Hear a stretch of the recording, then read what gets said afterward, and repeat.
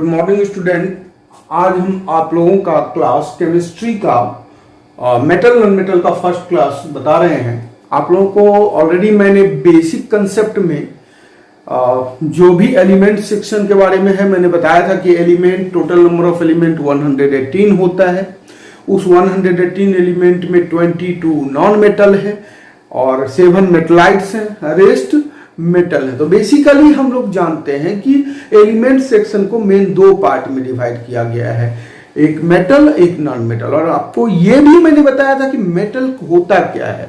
तो फिर से मैं एक बार रिमाइंड करा दूं कि हम लोग मेटल कैसे बताते हैं कि if outer most orbit contains 1 2 3 electron, जिसके आउटर मोस्ट में 1 2 3 इलेक्ट्रॉन होगा वो मेटल, और जिसके आउटर मोस्ट में 4 5 6 7 इलेक्ट्रॉन होगा वो नॉन मेटल।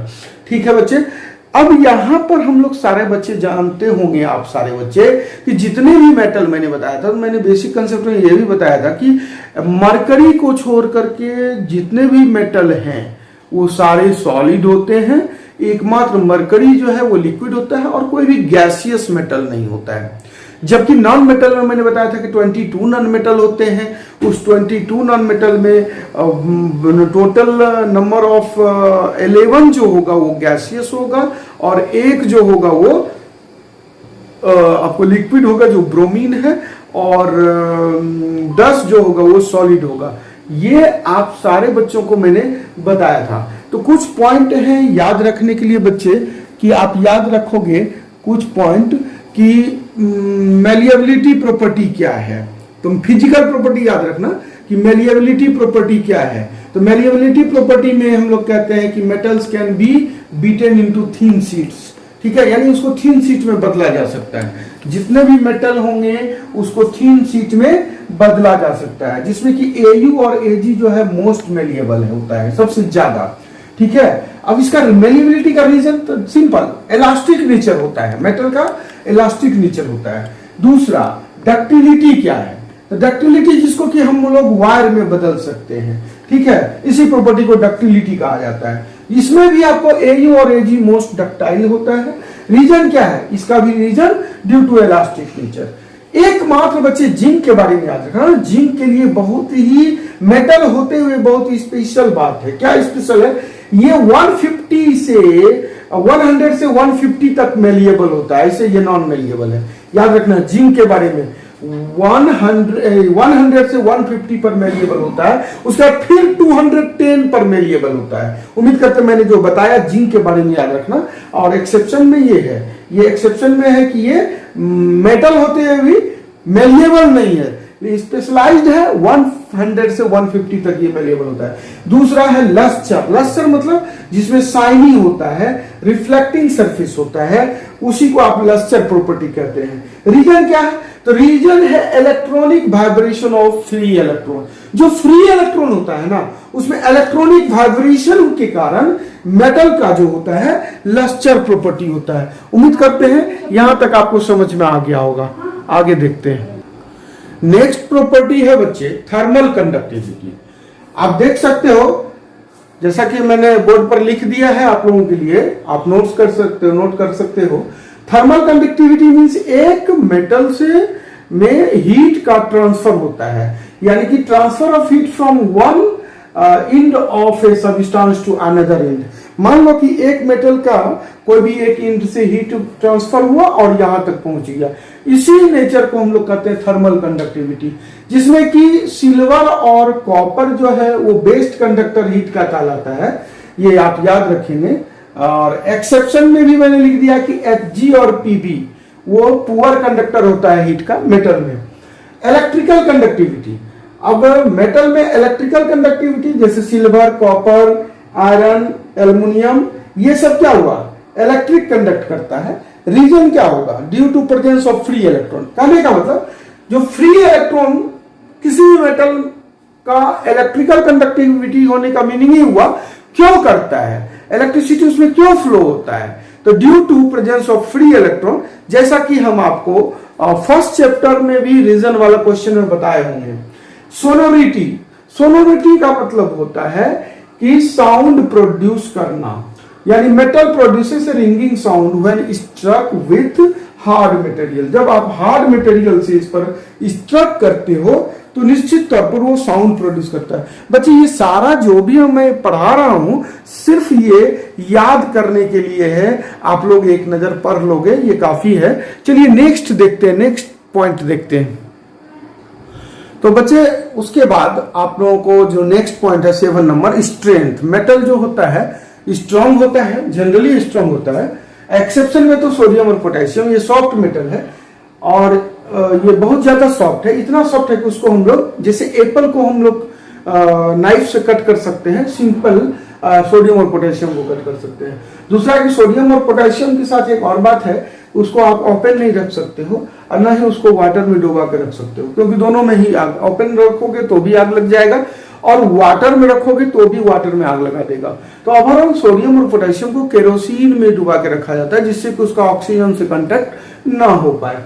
ठीक है, जनरली जितना भी मेटल है सबका डेंसिटी हाई होता है। जैसे आयरन के बारे में आप जानते हो, हाई डेंसिटी होता है, बहुत ज्यादा हाई होता है, टेंसाइल स्ट्रेंथ बहुत ज्यादा होता है। टेंसाइल स्ट्रेंथ का मीनिंग वो अपने ऊपर बहुत ज्यादा वेट को, लोड को बर्दाश्त कर सकता है, टॉलरेट कर सकता है। जैसे आप देखे होंगे बहुत सारे बड़े बड़े ब्रिज बने हुए हैं जो कि आयरन के बने हुए हैं और आप देखते होंगे उस पर ट्रेन भी चलती है, बस भी चलती है, इतने सारे बड़े बड़े लोड को वो टॉलरेट कर सकता है। तो इससे पता चलता है कि कितना ज्यादा डेंसिटी उसका हार्ड होगा, टेंसाइल स्ट्रेंथ ज्यादा होगा, इस तरह से।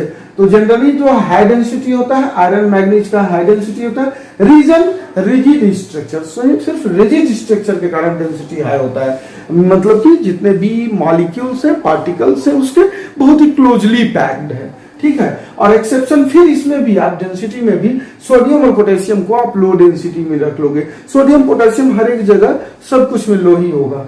Colour usually metal silver grey या गोल्डन येलो कलर होता है, लेकिन एक्सेप्शन इसमें भी है बच्चे, कॉपर रेडिश ब्राउन होता है। जनरली जितना भी मेटल है आप सिल्वर ग्रे या गोल्डन येलो होता है, लेकिन एक्सेप्शन में रेडिश ब्राउन होगा कॉपर का। एलॉय फॉर्मेशन, एलॉय का फॉर्मेशन, मेटल जो है एलॉय फॉर्मेशन करते हैं, यानी दो या दो से। What is alloy? Alloy is the mixture of 2 और मोर देन 2 मेटल्स। ठीक है, तो एलॉय 2 या 2 से अधिक मेटल को मिलाने से बनता है। जैसे कि कॉपर है, कॉपर को जिंक के साथ अगर मिला दोगे तो ब्रास बन जाएगा। ठीक है, तो ब्रास भी एक सब्सटेंस हुआ जिसको हम लोग एलॉय कहते हैं। ठीक है, तो इस तरह से एलॉय फॉर्मेशन का भी कैपेसिटी ये रखता है। बहुत सारे एलॉय बनते हैं, जर्मन सिल्वर बनते हैं, ब्रास बनते हैं, सोल्डर बनाए जाते हैं, गन मेटल बनाए जाते हैं, ये सारे एलॉय हुए। इस तरह से मेटल और नॉन मेटल का में हम लोग मेटल का ये सारा फिजिकल प्रॉपर्टी है। चलिए नेक्स्ट देखते हैं बच्चे। जैसा कि आप सारे बच्चों को मैंने बताया था activity series of metal, metal को उसके रिएक्टिविटी के अकॉर्डिंग एक सीरीज बनाया गया है। जो ज्यादा रिएक्टिव होगा वो अपने से कम रिएक्टिव को डिस्प्लेस कर देगा, जिसमें कि हम लोगों ने केमिकल रिएक्शन में डिस्प्लेसमेंट पढ़ा था। तो रिएक्टिविटी सीरीज के लिए मैंने एक ट्रिक बताया था याद रखने के लिए, तो बार बार मैं क्या बताऊं, आप वो ट्रिक आपको बताया गया था, आप वो याद रखना। ओवरऑल ये रिएक्टिविटी सीरीज है मेटल का, आप देख सकते हो, 1 मिनट के लिए आप देख लो, नोट भी कर लेना रिएक्टिविटी सीरीज। तो रिएक्टिविटी सीरीज में आप देख रहे हो कि पोटेशियम टॉप पर रखा गया है, फिर सोडियम, फिर कैल्शियम, फिर मैग्नीशियम।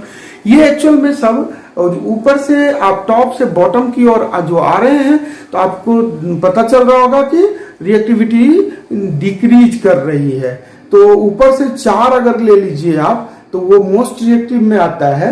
और फिर जो है आप बीच वाले को एल्युमिनियम, जिंक, आयरन, ये सब ये मॉडरेटली में आता है। और हाइड्रोजन से नीचे जितने भी मेटल होंगे वो लिस्ट रिएक्टिव आता है। तो इस तरीके से आप रिएक्टिविटी सीरीज को आप याद रखोगे।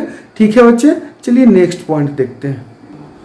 तो बच्चे कुछ पॉइंट्स होंगे जो आपको याद रखने होंगे, जो रिएक्टिविटी सीरीज पर बेस्ड अभी मैंने बताया था। तो रिएक्टिविटी सीरीज तो याद रहनी ही चाहिए। तो मैंने लिखा कि metal that are placed above hydrogen. Reactivity series आपने देखा, हाइड्रोजन के नीचे 4 एलिमेंट और हाइड्रोजन से ऊपर का सारा एलिमेंट, जो पोटेशियम था, सोडियम था, मैग्नीशियम था, कैल्शियम था, जो भी था। तो metals that are placed above hydrogen, वह मेटल जो हाइड्रोजन के ऊपर है। ठीक है, can displace hydrogen from water and dilute acid. यानी वह मेटल जो हाइड्रोजन के ऊपर है वह डाइल्यूट एसिड से हाइड्रोजन को बाहर कर सकता है, डिस्प्लेस कर सकता है, या वाटर से भी हाइड्रोजन को डिस्प्लेस कर सकता है। ठीक है, याद रखना इस चीज को, बहुत ही इंपॉर्टेंट पॉइंट है ये। Metals that are placed below hydrogen, और जो मेटल हाइड्रोजन के नीचे है तो निश्चित तौर पर that can not displace hydrogen, कहां से, from dilute acid and water. Third point, A high placed metal can displace A low placed.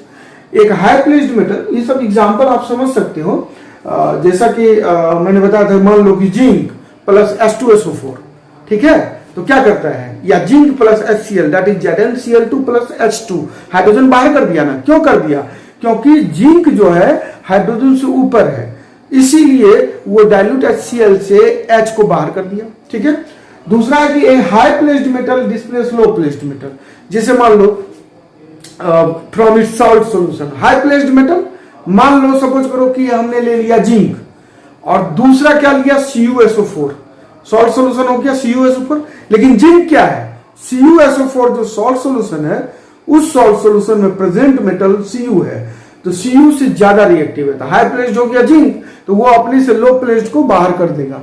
ठीक है, similarly A low placed metal can not displace high placed metal. Okay, and oxide of metals, जैसे metal का oxide, जैसे potassium का oxide K2O, sodium oxide Na2O, तो जो भी metal का ऑक्साइड होगा, तो मान लो कि मेटल का ऑक्साइड कह रहा है कि पोटेशियम, सोडियम, कैल्शियम, मैग्नीशियम और एल्युमिनियम को डिस्प्लेस, रिड्यूस नहीं कर सकता है by reducing agent like H2CCO, reducing agent H2CCO के थ्रू।